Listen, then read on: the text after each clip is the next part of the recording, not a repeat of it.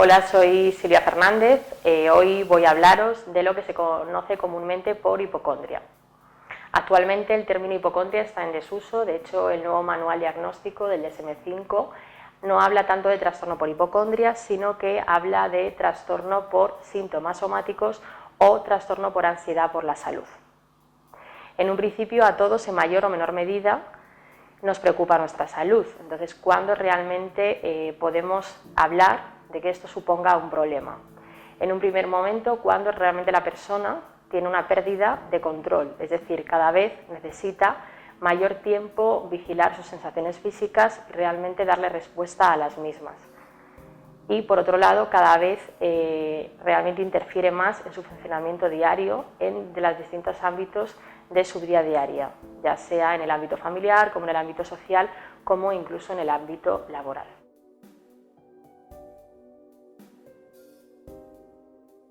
El comportamiento prototípico del paciente es muy frecuente en los rituales de comprobación. En principio serían las visitas continuas a las consultas médicas, tanto para consulta como para la realización de pruebas.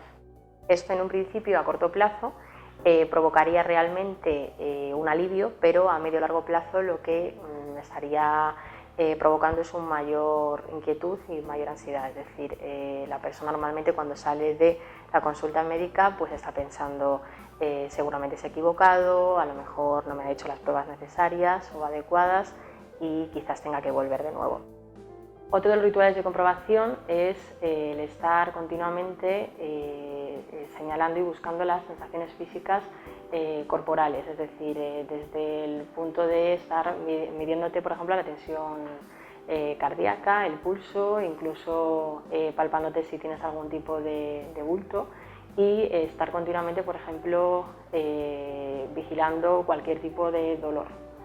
Otro de los rituales de comprobación es la búsqueda incesante de información sobre la dolencia, síntomas o enfermedad.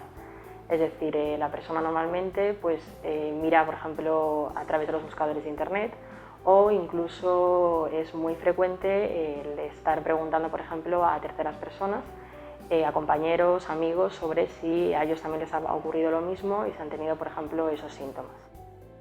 Es muy frecuente, además de los rituales de comprobación, que también se den conductas de evitación. Es decir, la persona lo que hace es intentar en todo momento muchas veces evitar incluso hablar de casos clínicos, por ejemplo, cercanos incluso, o de personas, por ejemplo, que padecen algún tipo de enfermedad como puede ser el cáncer. Otro de las conductas de evitación es el intentar evitar el poder, por ejemplo, hablar de personas allegadas que hayan fallecido, personas cercanas, sobre todo personas que hayan fallecido siendo jóvenes y a causa de determinadas enfermedades médicas. Y por último, otro de las conductas de evitación muy frecuentes es el hecho de que también incluso la persona puede dejar de acudir al médico o de realizar cualquier tipo de prueba médica. ¿Por qué? Porque piensan que y tienen miedo de que realmente el resultado les dé algún tipo de enfermedad y por el temor ellos mismos dejan de acudir al médico o de hacerse ese tipo de pruebas.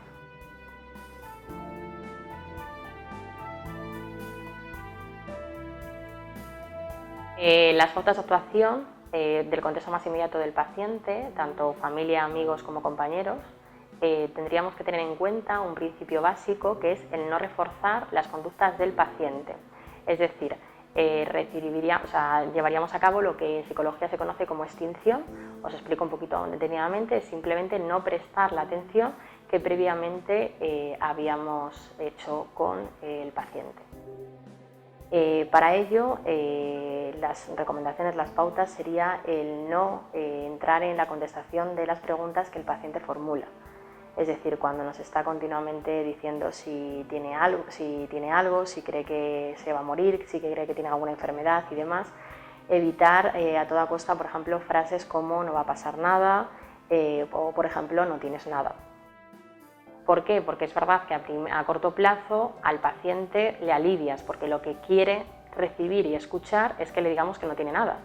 Pero ¿qué es lo que ocurre? Que luego a medio o largo plazo nos va a tener que estar continuamente preguntando porque a cada síntoma que tiene nos va a decir esto es normal, me pasa algo, por lo cual realmente lo único que estaríamos haciendo es fortaleciendo y reforzando esas sensaciones físicas y psicológicas que tiene el paciente.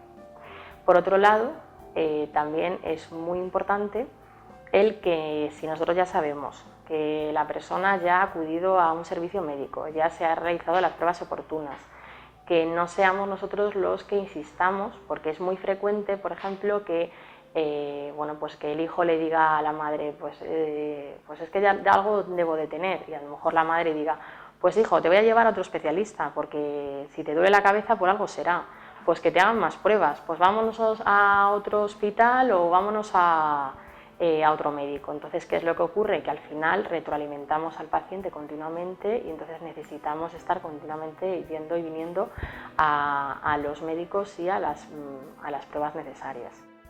Otra de las pautas también de actuación sería el no intentar con él estar buscando más información, es decir, no acompañarle en ese procedimiento de estar buscando, por ejemplo, en internet, o incluso que cuando nos diga nuestro familiar o nuestro amigo o nuestro compañero pues es que debo tener la tensión alta, pues no caer continuamente en tener que coger un tensiómetro y estar continuamente vigilándole la tensión, por ejemplo.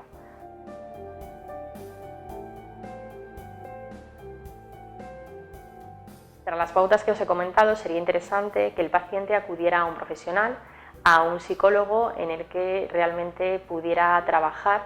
Por ejemplo, nosotros trabajamos desde un modelo también cognitivo-conductual, de tal forma que emplearíamos técnicas como la técnica de exposición con prevención de respuesta, de tal forma que expondríamos al paciente a las distintas situaciones temidas. Por ejemplo, las situaciones como sensaciones físicas, como miedo a la enfermedad y, en última instancia, el miedo a la muerte, que normalmente es subyacente a todo el proceso por el que está pasando la persona.